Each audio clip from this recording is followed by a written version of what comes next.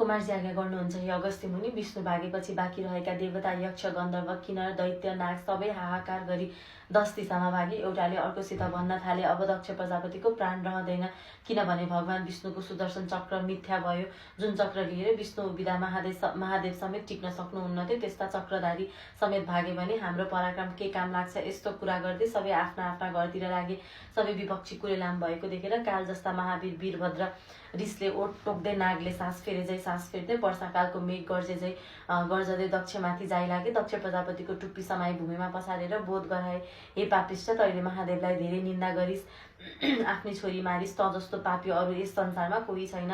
महादेव बौला हो, त्यसलाई नडाकी मलाई के होला भनिथिस्। यस बखतमा तेरो ज्वाइँहरू कहाँ गए? अब आफ्ना हितैषीहरूलाई डाके आफ्नो प्राण बचा। तेरा यज्ञ शङ्ख नभई कसले पूर्ण गर्दो रहेछ हेरौँ त।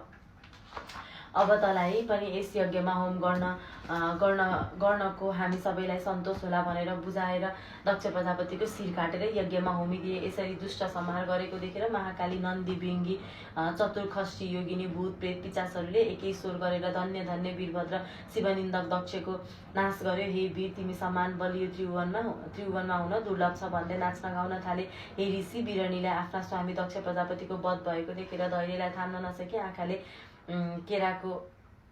केराको थाम ढलाए झै भूमिमा ढली मूर्छा परिन्। एकैछिनमा चेष्टा भयो र आँखाबाट अविरल धारा आँसु बगाउँदै भन्न लागि, हे स्वामी, मलाई अनाथ तुल्याई तिमी कता गयो? जगदीश्वर महादेवको निन्दा गरी यज्ञमा नडाक्दा तिम्रो प्राण गयो। मेरो यो अवस्था भयो। यस्तै अनेक तरहका शोक र विलाप गर्दै बिरणी वीर शिरोमणि वीरभद्रसित बिन्ती गरिन्, हे ईश्वर, दक्ष प्रजापति अज्ञानी अहङ्कारी पनि हुन्, तिनलाई ज्ञानको चेष्टासम्म छैन।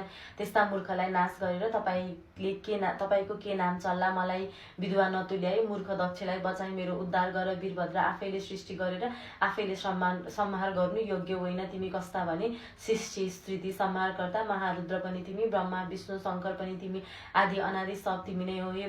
हे भक्तका प्यारा वीर, मेरो मुख हेरेर पतिको सबै अपराध मूर्ख जानी क्षमा गरी पतिदान देऊ। बिरणीको यस्तो विलाप सुनेर इन्द्रादि देवताले आकाशबाट फूल वर्षाए। हे वीरभद्र, दक्ष प्रजापतिलाई वीरताई बिरणीलाई सन्तोष दिनु हवस् भनेर आकाशवाणी भयो। बिरणीले शोक गरेको र देवताहरूले भनेको सुनेर वीरभद्रलाई साह्रै दया लाग्यो र बिरणीको मुख हेरी भन्न लागे, हे बिरणी, तेरो स्तुतिले प्रसन्न भए तँलाई स्वामी वर दिन्छु, तर तेरो स्वामी दक्ष प्रजापतिको शिर मैले यज्ञमा होमिसके। अब यज्ञमा बलि दिएको बोकाको शिर जोरी बित्याइदिन्छु, किनभने यसले पशु जस्तै भएर जगदीश्वर महादेवको निन्दा गरेको छ। यस्तो वीरभद्रको वचन सुनेर बिरणीले हवस् भनी अञ्जलीवादी उभिरहन्। वीरभद्रले बोकाको टाउको ल्याई पछिल्तिर मुख फर्काएर जोरी दक्ष प्रजापतिलाई बिउताइदिए।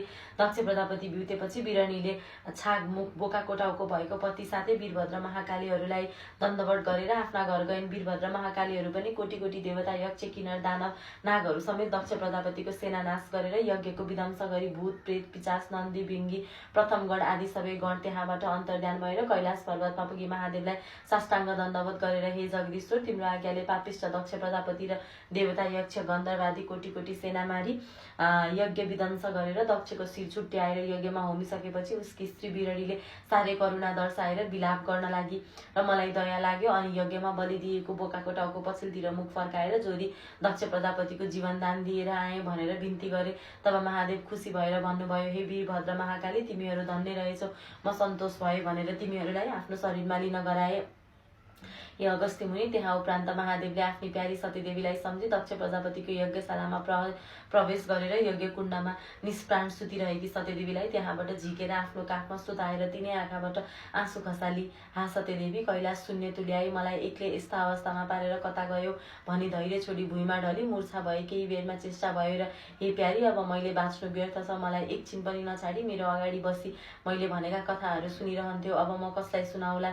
मैले भनेको नमान्दा तिम्रो यस्तो अवस्था भयो, अब म कसलाई के भनौँ भनेर मुड्कीले छाती ठोक्दै आँखादेखि बलिन्द्र धारा आँसु बगाउँदै फेरि भन्नुहुन्छ, विष, भाङ, धतुरो मेरो स्वामीले खाने वस्तु हो भनेर हित भावले रक्षा गरेर राख्दथ्यो। अब ती सबैको रक्षा कसले गरिदेला? फेरि बाहिर गएर आउँदा हातमा कमण्डलु लिएर लिएर मेरा पाउ धुन चाँडै आउँदथ्यो, अब कसले धोइदेला हे प्यारी सती, तिमी नभए मेरो यो चित्त कसरी वृद्ध भएर रहला भन्दै कहिले काखमा लिने, कहिले अङ्कमाल गर्ने, कहिले छातीमा टाँस्ने, कहिले सतीदेवीको हात आफ्नो छातीमा राख्ने, कहिले मोही खाने, कहिले रुने, यस्तै अनेक तरहका शोक र विलाप गर्दै सतीदेवीको मृत शरीर पीठमा बोकी बहुला जस्तो भएर पृथ्वीमा भ्रमण गर्न थाले।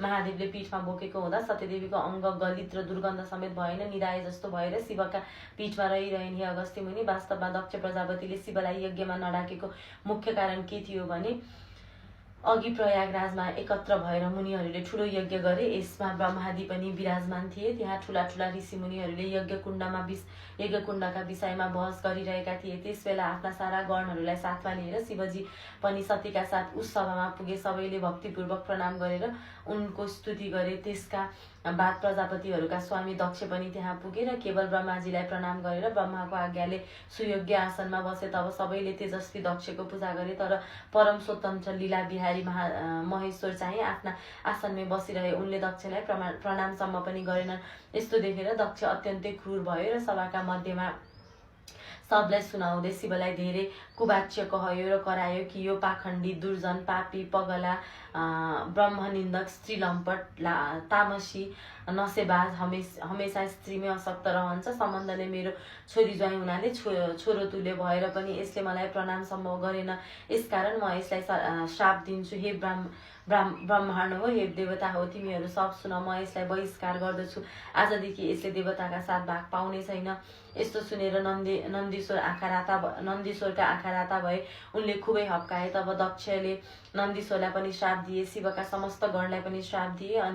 अनि पछि नन्दीश्वर पनि खुब रिसाए। उनले पनि घमण्डी दक्षलाई भने, हे दुष्ट बुद्धि भएको दक्ष, के त शिव तत्त्वलाई जान्दैनस्? यो जो तैले भृङ्गु आदि ऋषि मुनिहरूको बीचमा महाप्रभु शिवजीको अपहास गरिस्, त्यो तेरो घमण्डले हो। अब म पनि शिवका प्रभावले तँलाई श्राप दिन्छु कि तसहित सारा ब्राह्मणले वेदको वास्तविक अर्थ नबुझेर केवल आशीर्वादमा नै विश्वास गरून्। जब क्रुद्ध नन्दीश्वरले यस प्रकारको श्राप दिए तब त्यहाँ हाहाकार मचियो।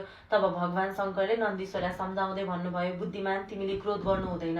म ब्राह्मण र वेदलाई श्राप दिन। तिमी वास्तवमा यस्तो सम्झ कि दक्षको श्रापले मलाई छुन सक्दैन। अब तिमी शान्त हौ। तब नन्दीश्वर शान्त भए। शिवजी आफ्ना सबै गणलाई साथमा लिएर आफ्नो धाममा गए। दक्ष पनि ब्राह्मणहरूलाई साथमा लिएर आफ्नो बाटो लागे। त्यहाँदेखि दक्ष प्रजापति शिव निन्दक कहलाउन लागेको छ। हे अगस्त्य मुनि, अब म तिमीलाई सत्यदेवीका अङ्ग जहाँ जहाँ पतन भए तहाँ तहाँ पीठ उत्पत्ति भएको कुरा अघिल्लो अध्यायमा सुनाउनेछु। इति स्कान्य पुराणे केदारखण्डे माघमात्मे कुमार अगस्ताय सम्वादे श्रीस्वस्थानी परमेश्वराया व्रतकथाया महादेव पृथ्वी भ्रमण नाम 8 अध्याय।